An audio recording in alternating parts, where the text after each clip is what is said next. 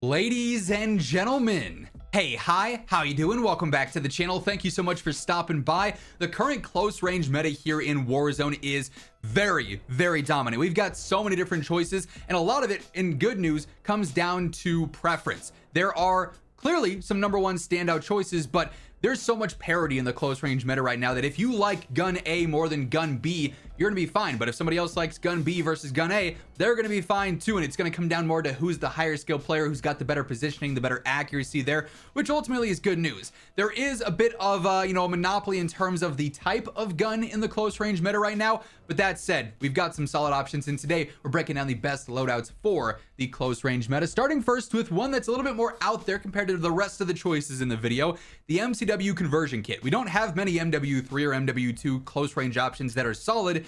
The MCW conversion, though, is one of them, particularly for sniper support. Its first damage range is fantastic in terms of TTK here. The most important part of the setup, though, is this Jack Raven kit. You have to have this on there to turn this from a slow heavy rifle into an AR SMG hybrid. So of course we're rocking that. I also really like the cutthroat stock on here for the better strafe, the better movement. Just makes it feel a whole lot more like an SMG hybrid, if you will. The 40 round extended mag is the main drawback here, other than it being an MW3 gun. Just not a ton of ammo. The DPM's not great on it. You're going to be reloading a lot, but you can also take out players very quickly, so you'll have time to reload there. Spirit Fire Suppressor extends out our range and our velocity. 547 velo is not great, but for close range, it'll be sufficient. That's about on par with other SMGs. And then a 21, nearly 22 meter effective damage range is pretty solid there. And then I'm not a huge fan of the irons, so I go for the Night Model 2023. I feel like I'm pretty accurate with that. That's a matter of preference, though. If you like a different optic more, feel free to go ahead and run that. But yeah, this thing can melt for being an MW3 gun. Now, a bit more of an obvious choice here, the LC10. This thing is a melt machine, one of the fastest TTKs in the entire game in its first damage range. Its second damage range is really strong too.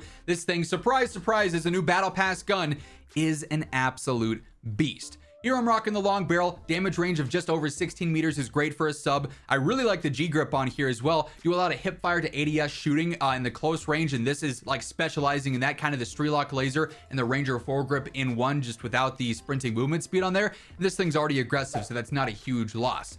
Extended 2 is going to be a 55 rounder. That'll work for pretty much all squad sizes there. Quick draw rear grip for the faster ADS, just being more snappy and aggressive. And an infiltrator stock helping out the better strafe speed as well. Can kind of throw enemies off as you're bouncing around in the close range. Really fun setup here, and definitely one of my new favorite SMGs in the game. Absolutely no surprise here, but the C9 is also a mainstay in the close range meta. This thing has been a meta SMG basically since the start of Black Ops 6 Warzone and hasn't deviated from that top 1 or top 2 spot essentially the entire year. Setup here is going to be pretty basic. Long barrel extends out that damage range 17 meters, which is really good after the buff. G grip in this case as well. Ranger foregrip would be a solid alternative if you want some better sprinting movement speed on there. Extended 2 helping out a ton with that damage per mag, 50 rounder. Nice added safety net there for all squad sizes. Quick draw rear grip for that snappier ADS. Then I like recoil springs, free control, doing a little bit more than compensator would because that's just vertical control, although it's more there. This does help out horizontally, which is very important.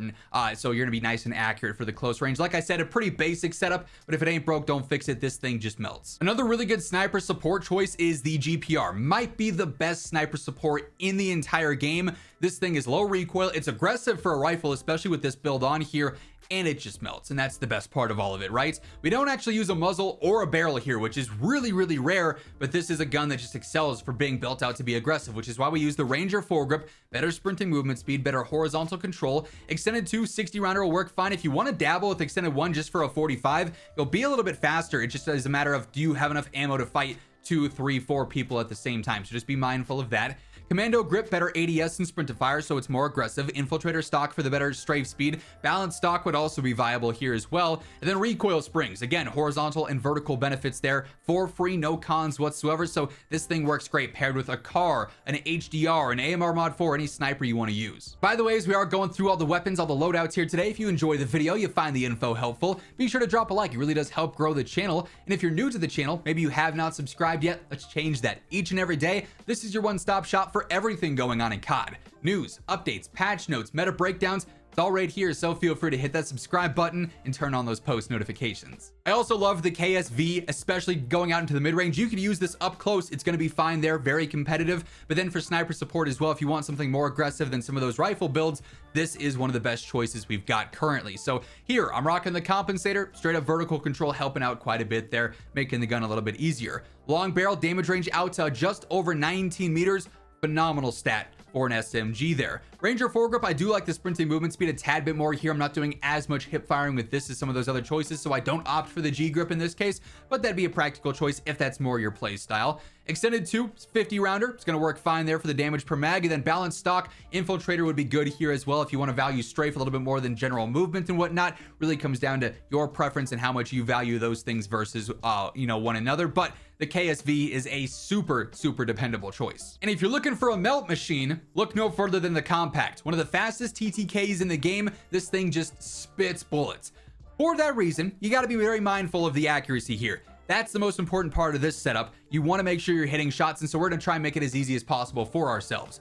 Compensator, better vertical control. G grip, better horizontal control, and that hip fire to ADS accuracy. Recoil springs, some of both. This is as accurate of a setup as you can get basically outside of using vertical, which is going to be a little bit slower for this SMG. I'm not a fan of that personally. I'd prefer Ranger or G grip myself, but you could test it out if you wanted to. That's going to make it as reliable as possible in terms of recoil control. Beyond that, extended 3 is going to be a must-have here. That 60 rounder, you're going to need that in all squad sizes at all times. Quite frankly, even that is not enough in some situations, but that's the max. We got to live with it. Then quick draw rear grip for that faster ADS, just so it's a little bit more snappy there. This thing melts, takes a little bit more getting used to, is a little bit more unforgiving because the fire rate and the damage per mag.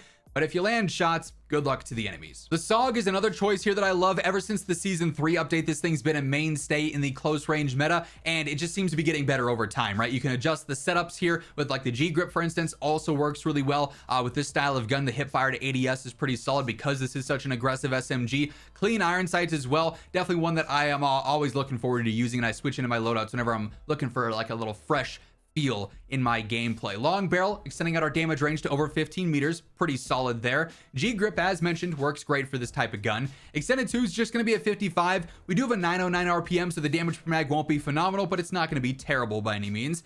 Commando rear grip for better ADS and sprint to fire, and then recoil springs. Free recoil control, kind of a mainstay here on a lot of these loadouts, but if it ain't broke, don't fix it yet again. Now, the PPSH has one of the more awkward builds because they've combined some attachment categories, but that doesn't stop it from being a beast. This thing's damage range is insane. Really could be used for sniper support, although the irons don't really help you out a ton in that situation. Just as an aggressive SMG, this is going to be a really good choice. So here, long barrel as well, 16 meter damage range. The drop off beyond that is really minimal as well for that mid range. G grip, I do a lot of hip firing with the PPSH. I don't know what it is about it, but I find myself doing that transition a lot. So this is going to be a really solid choice in my opinion. Extended 2, 55, again, a 952 RPM. So not the greatest damage per mag, but nothing too terrible. Agility stock, you got a lot of stock options here. Quite frankly, agility is good, quick draw is good, infiltrator is good, balanced is good. It's the rear grips and it's the stocks combined into one.